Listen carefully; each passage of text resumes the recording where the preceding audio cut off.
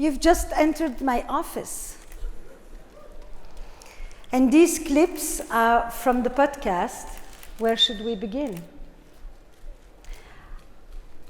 I'm Esther Perel, and I am a couples therapist. For the past 35 years, I've been helping couples and people navigate the challenges of relationships. And until not too long ago, there was no such a thing as a couples therapist. Basically, you got together with somebody, you married, and that was it. You were stuck for life. If you didn't like it, well, you could console yourself with an early death. It was till death do us apart, not as we have it today, as till love dies. Never before has the survival of the family depended on the happiness of the couple. And this has made the couple such a central unit. Also, the unit of relationships that is probably undergoing the most changes in a very short amount of time. Never have we invested more in love, and never have we divorced or broken up more in the name of love. I imagine a world in which we can experience our relationships with a sense of vitality and aliveness and vibrancy, because I live with one perennial truth. The quality of your relationships is what determines the quality of your life. And the bonds and the connections that we make with other people, that we establish with them, gives us a greater sense of meaning, of happiness, of well-being than any other human experience. So let me ask you just for a moment, how many of you are in a relationship at this moment? A romantic relationship, let's put it like that. And how many of you would like to be in a relationship? And now I would like some more light on the house for the next question. How many of you would like to be out of the relationship that you're in? At least sometimes.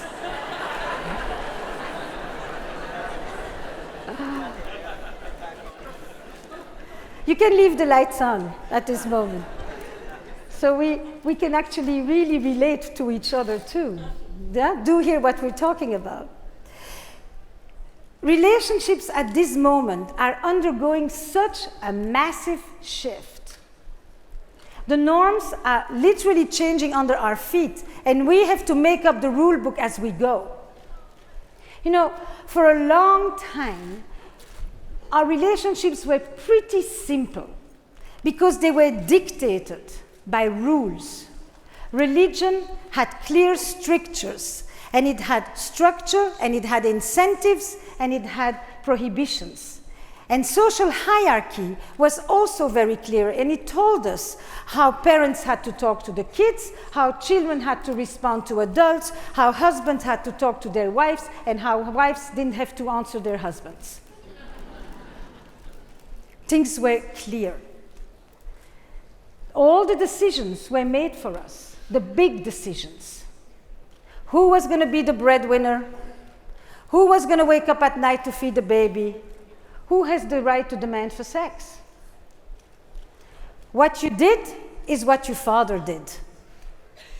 And at this moment, we have unraveled this system, and we have created a world of options and choices and unprecedented freedom. But as a result, we have to negotiate everything. It's all up for grabs. It's no longer clear who's going to be the breadwinner. In fact, whose career is going to take priority at this time? Who's going to wake up tomorrow morning to feed the baby? Who's responsible for initiating sex next time? Who's going to plan the date? What gender should I be dating? How many people should I be dating at the same time? Should I tell them about the others? Am I ready to have children? Do I even want to have children? Should I move east? Should I move west? Where am I going to go on vacation next? Are my needs getting met in this relationship? Am I happy? Am I happy enough? All these big decisions that have burdened the selves like never before, we have to figure it all out. And because of that, conversations have become the heart of relationships. We have to talk about stuff that we've never talked about, that we don't know how to talk about, that we don't have the vocabulary to talk about, and most of the time we've even never said it to ourselves. Are we up for the ride, people? So, I want to unpack this conundrum with you. And the way I think is this. I'm imagining you sitting there and saying, so what is she going to tell me? What are we going to do? You know, and I'm going to tell you right up front so that you can relax in your anticipation. I do not have 3 easy steps for what you need to do. And I don't feel bad about it. Because, as you may have heard, I have an accent, which means that I'm not from here. And one of the things that non-Americans sometimes say is that for some reason Americans think that every problem needs to have a solution. And I don't have a solution because many of these things are not a problem that we have to solve, but these are paradoxes that we need to manage. And for me to understand the confusions and the pains that we are experiencing in our relationships at this point demands that I kind of put it in context. How did we get there? What has happened? What have been the big social and cultural shifts that are directly entering our sheets at this moment? So allow me to take you on a quick tour in history. For a long time, as social animals, we lived in tribes. We lived in villages, we lived in communities. And in those villages, we were told what to do, and things were clear. In return for allegiance and for obedience, I would get a sense of belonging, I would get a sense of continuity, I would get a sense of identity. I got a lot of certainty, I got very little freedom, but I was never alone. And we moved to the cities, and in our urban lives, we are for the first time so much more free, but also so much more alone. And for the first time, we are turning to our romantic partners to help us with that aloneness, to help us transcend that existential aloneness. We still want all the same things that traditional marriage was about. We want family life, some of us. We want companionship. We want economic support. We want social status. But now I want you also to be my best friend and my trusted confidant and my passionate lover to boot, and all for the long haul, and the long haul keeps getting longer. What we have created in our romantic ambition is one person to give us once an entire village used to provide. And as I have sometimes said, you don't solve this problem with Victoria's Secret. And since there is no Victor's Secret, we all know where the responsibility has lied. This shift from the collective life, where we had belonging, but very little freedom, to where we have a lot of freedom, but everywhere we talk about relationships today, we hear about the fact that we no longer have a deep sense of anchoring and belonging and rootedness like we used to have, and that we are facing a modern massive epidemic of loneliness, which in America today has become the #1 public health crisis, more than obesity. A few other major changes took place. In the old model, when marriage was primarily an economic enterprise, intimacy had to do with sharing the life together. You milked the cows, you watered the land, you raised the children. It was about economy. But today, when I talk about intimacy, I talk about it as into me see. And what I bring to you is not my dowry, it's not my commercial assets. I bring to you my inner life. I bring to you my wishes, my feelings, my aspirations, my anxieties. And when I talk to you, I want you to look at me. Know this. I want contact. I want connection. I want you to make me feel that I matter. I want you to reflect and validate me. And I want to transcend this life of growing atomization. I also want you to help me, or to help together actually, achieve what is probably one of the most amazing challenges of relationships today. This is where we want to bring under one roof contradictory ideals and contradictory needs. On the one hand, our need for security, for rootedness, for belonging, for anchor, for predictability, for safety, and on the other end, our need for adventure and novelty and change and mystery. Every living organism straddles this polarity between change and stability. Every person, every relationship, every company. And thriving relationships are the ones who know how to reconcile these two fundamental sets of human needs. If you think for a moment, all of you have grown up needing both. Security, safety, and adventure, exploration. And some of you may have come of your childhood needing more protection. And some of you may have come out of your childhood needing more space and autonomy. And if you think about how that enters into your relationships, you will notice that very often in a couple, there is one person who is more in touch with the fear of losing the other, and one person who is more in touch with the fear of losing themselves. One person more afraid of abandonment, and one person more afraid of suffocation. Reconciling security and adventure, reconciling love and desire in one relationship has become one of the great challenges. We today, when we look for that person with whom we want to have everything, we call that person the soulmate.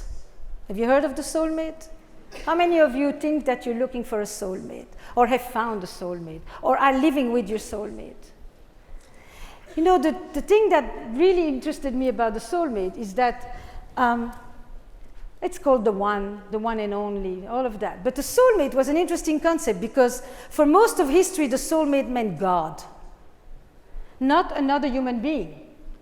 And in our secularized society in the West, we have basically taken romantic love to replace the role of religion many times. We look to our partners to give us transcendence and meaning and ecstasy and wholeness, all these things that we used to look for in the perfect world of the divine. And not only do we bring this zeal for the soulmate, but the way we are looking for this soulmate is mired in a romantic consumption economy. I am going to look for the one and only through that thing where I have 1,000 people at my fingertips. What does it mean to look for the one and only in the swiping culture? In the village, you had 2 choices. Later, you had 6 choices. Now you have 1,000 choices. Do you know what it means to me, the one? The one means that this is the one that's going to cure you of your case of FOMO. When I find you, I no longer think I could do better. Phenomenal. You know, for you, my beloved, I will delete my apps. It's the new ritual of commitment. And all these decisions, by the way, you know, that we have to make. Is it time to delete my apps? Are we steady enough at this point? You know, if your parents didn't know any of this, but your grandparents, they would be turning around in their graves. You know, we have very few guidelines and a lot of options. And all these options are giving us quite a bit of uncertainty and quite a bit of self-doubt as well. How do I know? How do I know that I have found the one? Is a question that people ask me all the time. When we talk about sex, which is really an enormous series of changes that have taken place in relationships. First of all, there are three primary sexual revolutions. The advent of contraception, without which women could never experience sexuality, women and men could never experience the freedom of separating sex from reproduction. The women's movement, which took on the abuses of power, and the gay movement, which introduced the concept of sexual identity.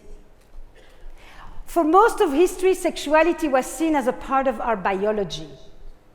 Today, we have socialized it. It is a part of who we are, of our identity, of how I see myself, of how I express myself.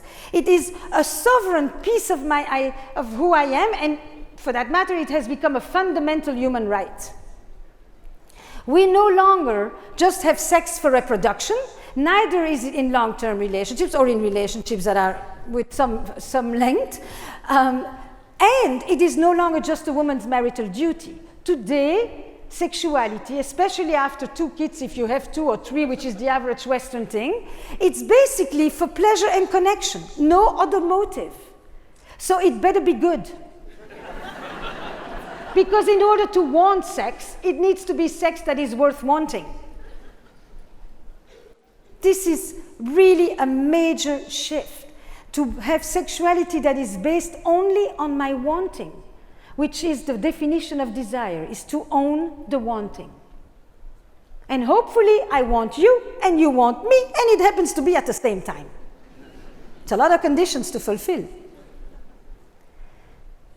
But we have taken this now recently to yet another level, a very, very important and promising level, because we are taking on for the first time, again, maybe not for the first time, but again, one of the oldest power dynamics related to sex and power, where men have historically leveraged their social power in order to gain access to sexual favors, and women have leveraged their youth, their beauty, their sexuality, which often was the only power they had, in order to access social power that was otherwise denied to her.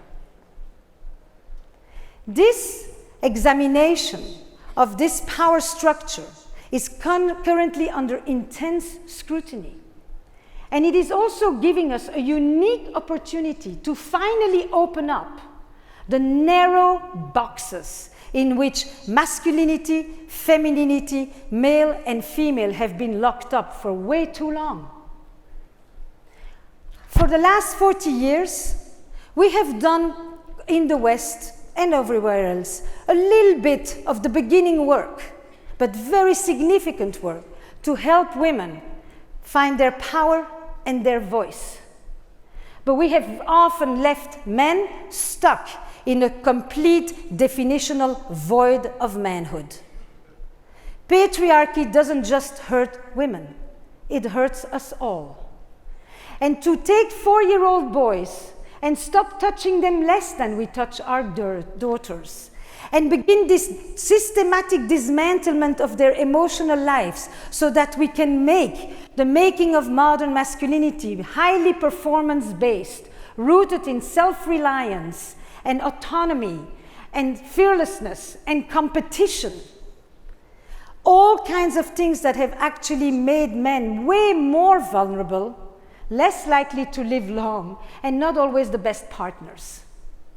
If we are going to work towards true equality, we will match our intense efforts in helping women find power and voice with our intense efforts to help men be able to share their heart and their vulnerability. And in such,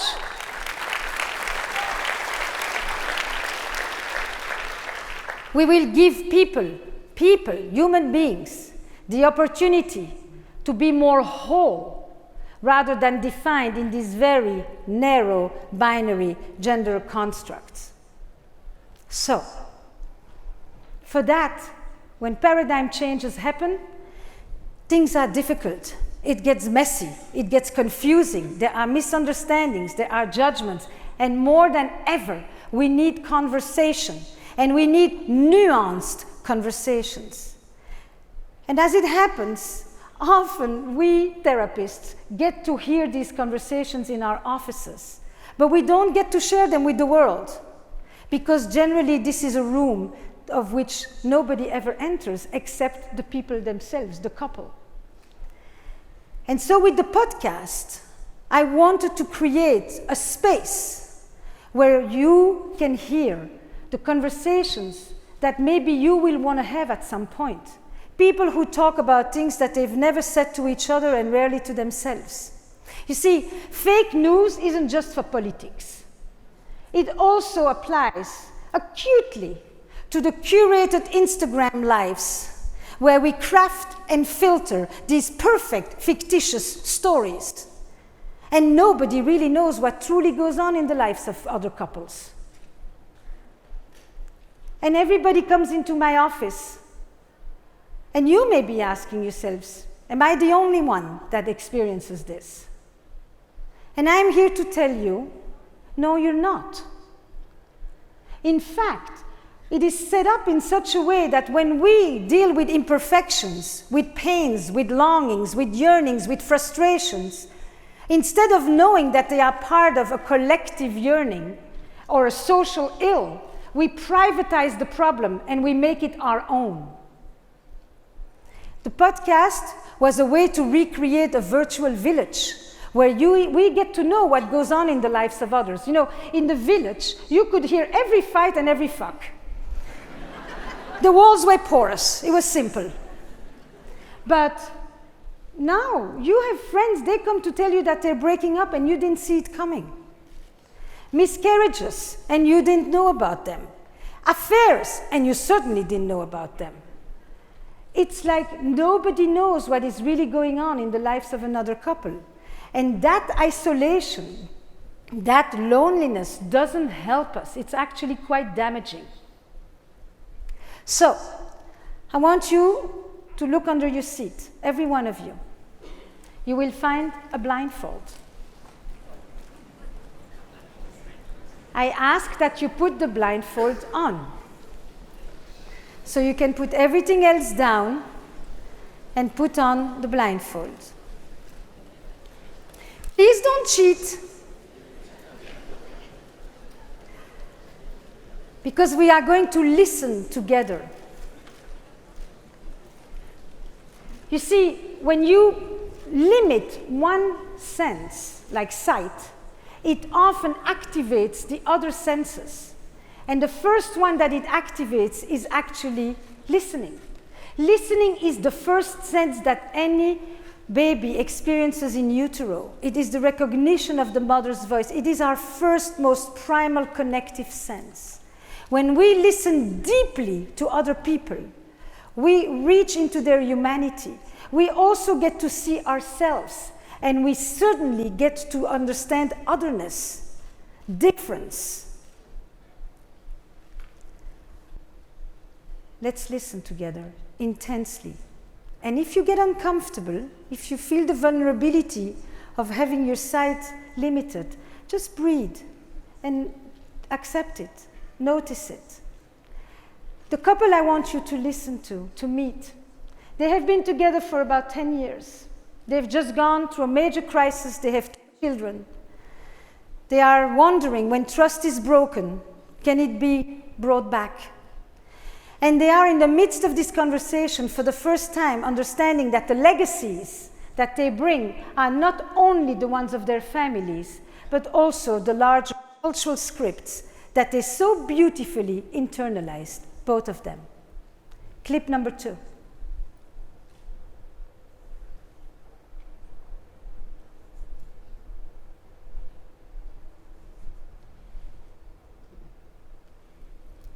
Can we play? I had a very hard time shedding that person who's invulnerable, who can take on anything, who can just, grin and bear it. Did your father hit you? Yes. Yes, I was abused.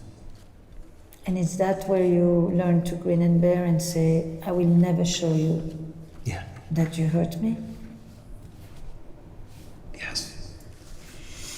It drove me. That's what it did. As in, I'll show you? I'll show you I'll show you. I'll show you what? that no one can hurt me. I'll never show vulnerability again because vulnerable people get stepped on. And I don't want to be a victim anymore. She's ever seen you like this? Not until recently. Very few times, I would say. It was new to me how real that pain is for you. One of my earliest memories, I was like 8, 9 years old. And, I was And in when- Dominican Republic and we were playing basketball and got a little heated. You didn't really want to fight, but you had to show that you were tough and that I want to fight. But you really, in your back of your mind, you really don't want to fight. You're really hoping that some adult will come and say, now, boys, It wasn't my case. In my case, it was, come here, go kick his ass, and I'm gonna put bets on you. So, picture this, 2 8, 9-year-old boys going at each other in a circle, and the adults were saying, come on, go, kick his ass, no, punch him in the face. That's the kind of environment. Did you get beat up? Yeah, I got my ass kicked. Real bad.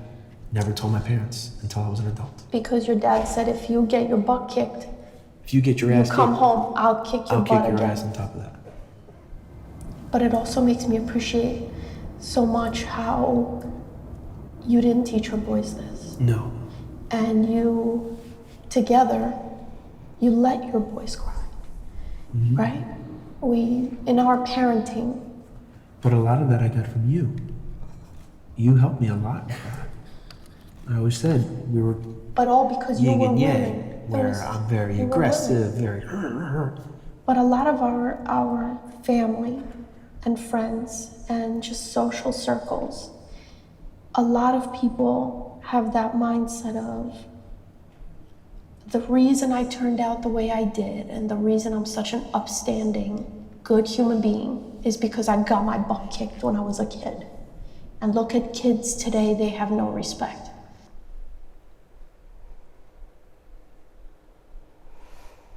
You can take off the blindfolds. And if you want, you can keep them for tonight.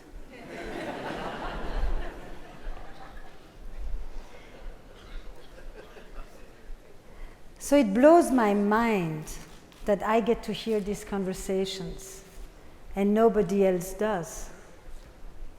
Because I know that when we listen deeply to the experiences of other people, we often actually find ourselves standing in front of our own mirror.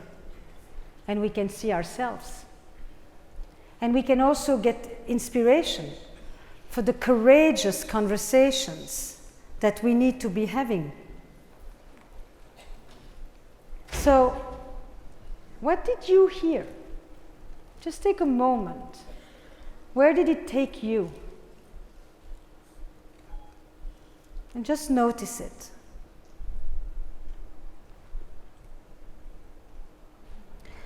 I want you to reflect for a moment on some of these questions. How do you show up in your relationships? And how often do you avoid showing up with emojis? What are some of the things that you do to disconnect from others?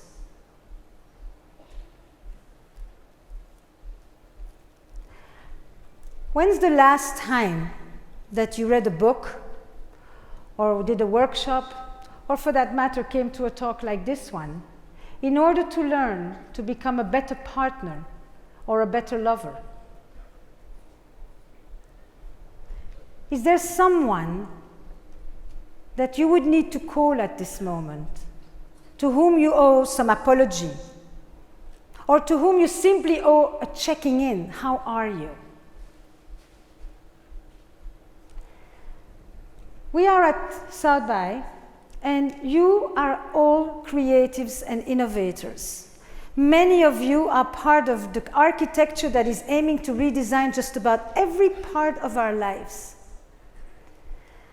But recently, when I went to one of these big tech conferences, they did a series of moonshots. The future of food, the future of fashion, the future of transportation, of education, of cybersecurity, you name it. 10. None of them on the future of relationships. How can that be? It's almost irresponsible. Especially when we know that the quality of our relationships is what determines the quality of our lives. I want you to bring relationships to the heart of your occupations and preoccupations, to bring it back, to have its centrality acknowledged, so that loneliness isn't just something that hides in plain sight. And in this week that you are here, when you see somebody standing alone, talk to strangers. Touch them, ask them, look at them, just check in with them. And if you're here because somebody made it possible for you to be here, be it from work or from home, call them. Call them and thank them for making it possible for you to be here because they're manning the home front or the front, whichever. Don't just say, I'm sorry for not being there, because if you're sorry for not being there, it's more about how important you are. You get that? But if you actually say thank you and you show appreciation for what they do that allows you to do what you do, then you enter into the fundamental understanding that relationships are complex systems that are made up of interdependent parts. You can be here because somebody is there. And in the course of this week, maybe one time, instead of sending a text, call. And maybe one time when you go and you have a meal with somebody, you leave your phone in your pocket. And don't just walk with it to the bathroom to do all the things. Huh? You get what I'm saying. Relationships, people, they are your story. Write well and edit often. Thank you.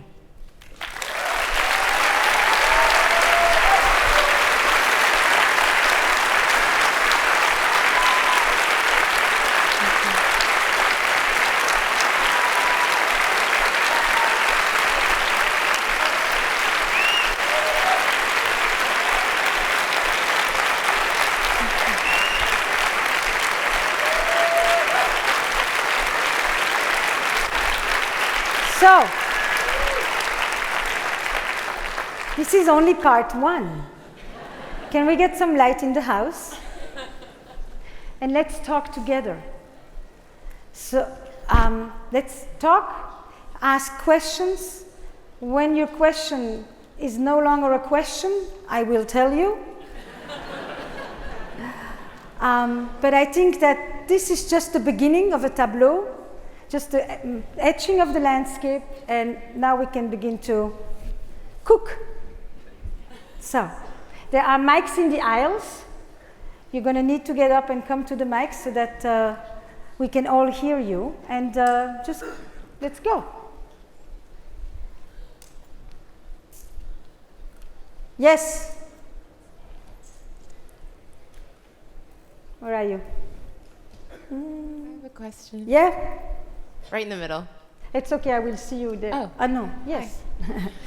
So I was recently in a conversation with my friends, and I work in a corporation and a lot of feminists, et cetera, and we had a conversation about men missing from the conversation. And I heard them say, we need to stop talking about men, you know, we need to focus on women right now, it's just a cop-out. And I love your talk about how do we bring men into this conversation in relationships. So what would be your advice when you're having those conversations and you you hear a lot of what I would say pushback. is this. It's one line. And it's not a line that is new for me. I've been saying it for quite a while. The lives of women will not change until the men come along. The lives of women will not change until the men get the opportunity to also examine and define and change their lives. In many ways, I sometimes think that the 20th century was the century where the women made all these massive changes, and the 21st century will be the changes that the men will make, partly in adaptation to the changes that the women have done. I don't think that you get to be safe by excluding. You need moments when you are alone, but you need plenty of new conversations, nuanced conversations, uncomfortable conversations that tolerate ambiguity and deal with the profound ambivalence that some of us have over the status quo. Thank you so much. Yes. Hi, Esther. Thanks for being here today. I think you're such a rock star. Anyway. You would tell this to my mother, please? She did not think like you. I actually have a personal question. I was wondering if in one of your, let's say, roles as a mother or a wife or a woman or whichever, you've ever suffered from, shall I say, a loss of identity? And Oh, beautiful question. Yes, continue your sentence. sorry, if so, then how have you dealt with it? Yeah. I think that this question that you ask is actually one of the fundamental challenges in relationship. How do you maintain connection and separateness at the same time? How do you experience togetherness and individuality at the same time? How do you stay connected to yourself, your needs, your sensations, your body, your pleasure, your whatever it is, and at the same time are close to somebody else? This is totally personal. I am 35 years with Jack, with the same partner. I have two sons, 21 and 24. And when I felt like that sentence that would come up in me was, I'm not made for this, I would literally leave for a week. Okay. Perfect. Thank you so much. Which I thought was very good. It made it very clear that I'm not nearly so needed and that important, and everybody seems to do quite well when I'm not around. So that is very good for the grandiosity. And then the second part was I went to meet people, friends, that gave me back the other parts of myself that were not the ones that live at home. We need community. We need our relationships to exist within a larger social context. That has been always very, very clear to me. And the nice thing is that generally, I think I've never heard it otherwise, my husband would say to me, have a great time. So he was not unhappy about it either. Thank you so much. Thanks. Howdy.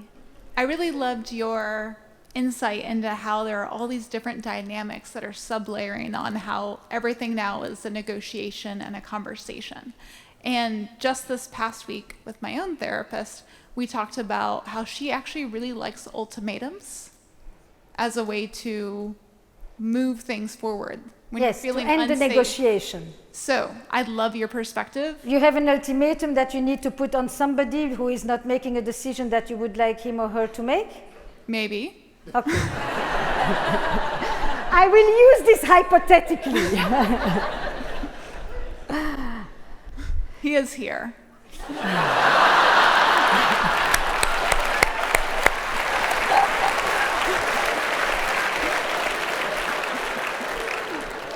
So, that changes the whole thing. I just went from an individual session to a couple session.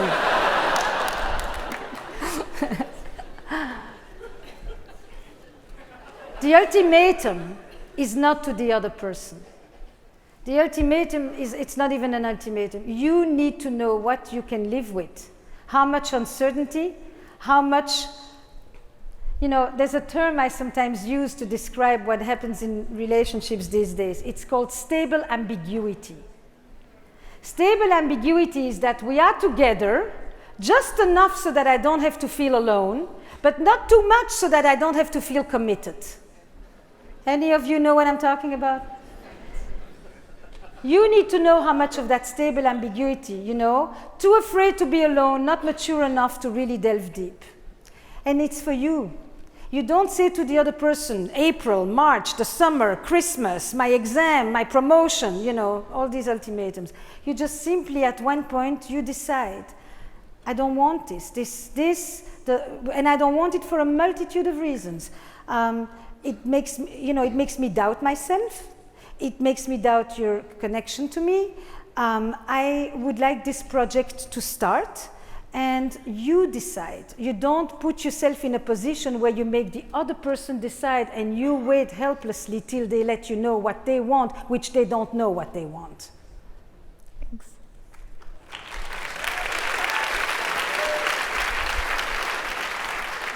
Hello, sir. Hi, hello, ma'am. I'm a huge fan of yours. I've watched both your TED Talks multiple times. Question? Yes, I do. Several. I mean, I like to hear it, No, but no. you know, it's a waste of time. I can tell your mother that if you like. So the first, I guess two questions. So one is. No, you get one. One question? There's a long line behind you. Okay. Lovely. So this is the question. It's a hard one, but we're gonna go there. So I'm black, as you can tell, and I've noticed within especially black millennials, a lot of my white friends from college, a lot of them are mostly getting married. My black friends, it's either not happening or it's happening later. And I don't know if this is something you've studied or if you read any literature on it, but I think that our history as a community in this country affects my generation's ability to get out of that stable ambiguity that you talk about. So I don't know if there's resources, things you've read about that, or just general tips for how people in my generation to get away from that stable ambiguity and to move forward and to get rid of whatever fears or things are. Great. What a beautiful question. Thank you, first of all. So,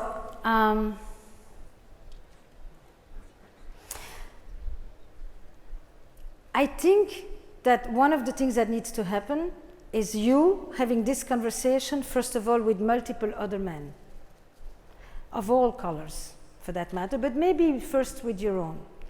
And your own is a broad group, you know? Your own is just about, whatever, that's a whole other conversation. But, you know, I think you know what I'm saying.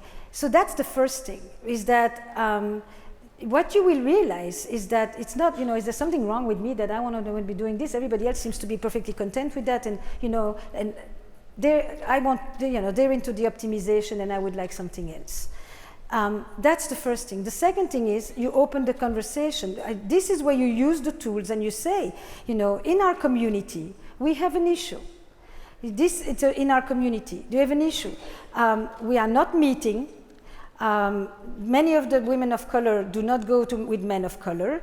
We have discrepancies of education and this and that. We have a long list of what the black men should represent, and it is not what I want to be.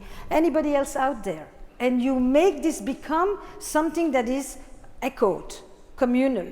And from that place, I think at some point you will realize, my experience generally when somebody wants something else is that there are plenty of other people who want that same thing, but they don't know each other. You know, sometimes in my office, I think I should take this one and mix them with that one and do this. You know, I feel like I'm dying to change my practice into a dating service on occasion. You know, because I've sat with men that tell me that story, and I'm thinking, but this one, you know, I wish they would, maybe I can schedule them at the same time so they can meet in the waiting room, you know, something like that. But I think the first thing you do with something like this is you take it out of its hidden, secret, shameful, unacknowledged place. You normalize it. Because what you want is a beautiful thing, and it shouldn't have to be the exception. Thank you.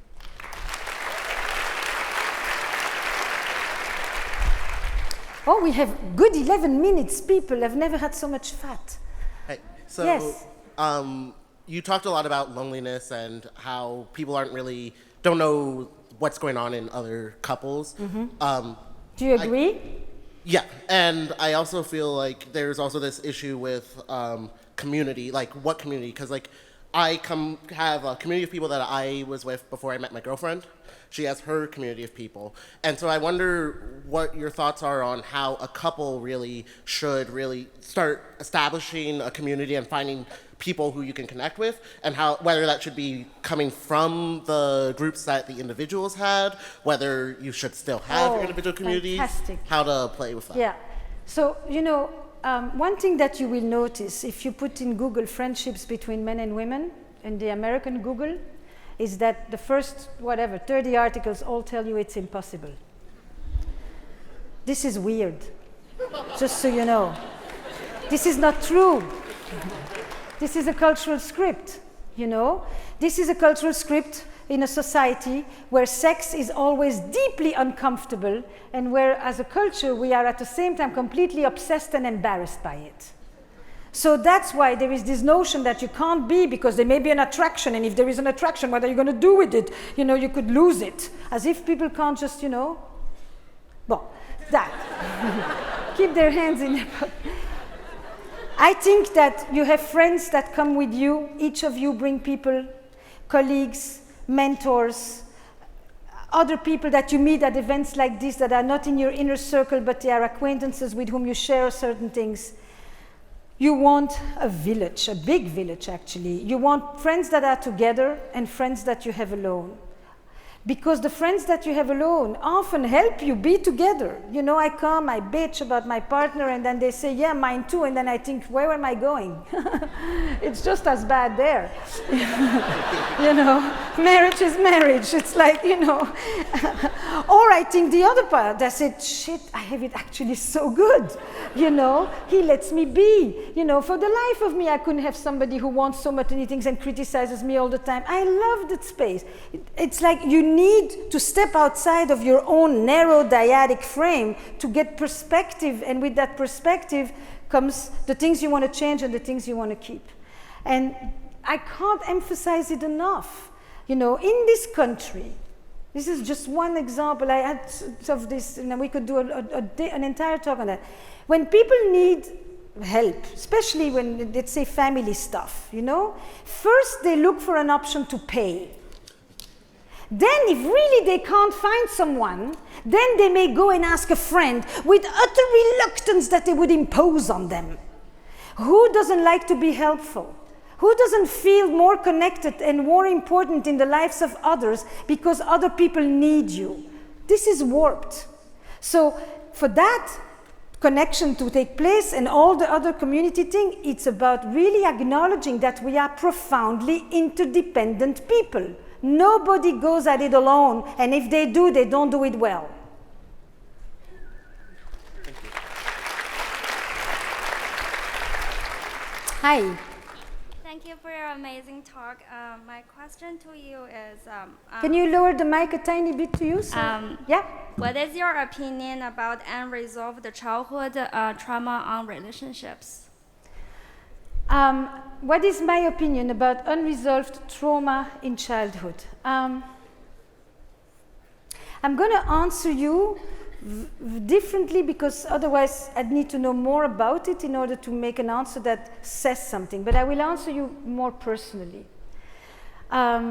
Because I am a child of Holocaust survivors.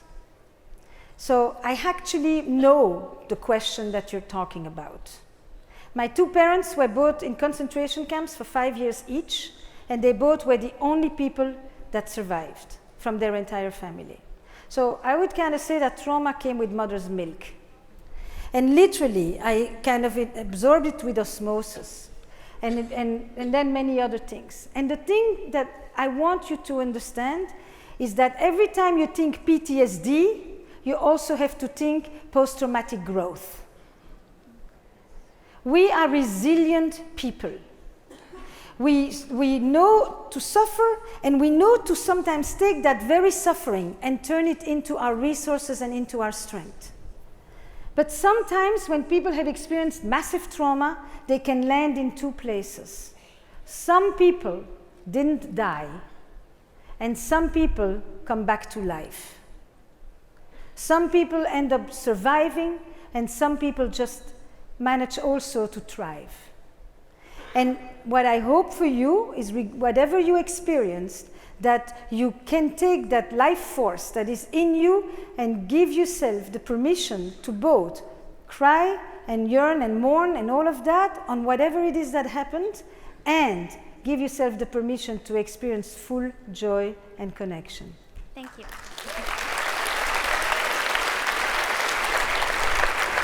You're all on this side. Yes. Hi, I'm part of a group that designs for long-distance relationships, and so the core question we have is, how do we create and maintain intimacy and support when you can't physically be with someone? Great. I've done a bunch of articles about this, actually. You know, I think that one of the things that is very interesting is to really understand the difference between intimacy and surveillance. Do you know what I'm saying? You seem to know. As in, where were you today? What did you do? Where did you eat? Did you finish your meal? Was it good? Was it well cooked? You know, I mean, it's like, who cares? And what does it tell us? You know, I think in a very interesting way that you want to use the distance. One of the beautiful things is that we know that desire is rooted in absence and in longing, as well as it is in having. So I think that the way you work on the distance is you instead of trying to minimize it, you actually completely make it front and center. And you connect every few days. But when you do it meaningfully. You write letters. The FaceTime is nice and the sky, but there is something about writing letters that is, by the way, apropos the previous question, when you write a letter, you are at the same time with yourself and with the other person. We've lost that. You know, it's very different from a text. It's also nice texting, but there is something about going internally and inviting the other person to accompany you there for a while that is much more interesting than how is Management Inc. doing. Thank you. I mean, do you have questions that I could answer? Every one of them would be an hour talk, but yes. Hi, I have a question. I'm in graduate school and I'm graduating in May to become a therapist. And the entire curriculum, no one has ever talked about couples therapy. And I'd really love to hear your perspective on monogamy and long-term relationships when infidelity is so common, and having that paradox of wanting adventure and wanting stability, and basically how you handle that. So I just wrote a whole book about this. It's called The State of Affairs. And it really, you know, it looks at a number of things around monogamy. You know, the interesting thing about monogamy, by the way, is that monogamy used to be one person for life, and today monogamy is one person at a time. So people tell me very often, you know, I am monogamous in all my relationships. Plural. It makes perfect sense. You know, monogamy had nothing to do with love. It was basically an economic imposition on women. And today it has everything to do with love. And people used to cheat because relationships, marriages, were not meant to provide passion and love. And today people cheat sometimes because the marriage or the relationship they're in doesn't give them the love and the passion that they wanted or that it promised. So I think that as a whole, I would simply say this. Infidelity has always existed. It has existed since marriage was invented. It's very complex. And we can't reduce these multi-layered human experiences into good and bad, victim and perpetrators, and black and white. And anything I will do in working about relationships, all your relationships, is to help bring back complexity, nuance, and less judgment, and more reflection. So the rest you will find in the book, but also, by the way, the podcast has quite a few episodes on that. And I don't know if I mentioned it, but today, Friday, March 9, is when season 2 goes on iTunes.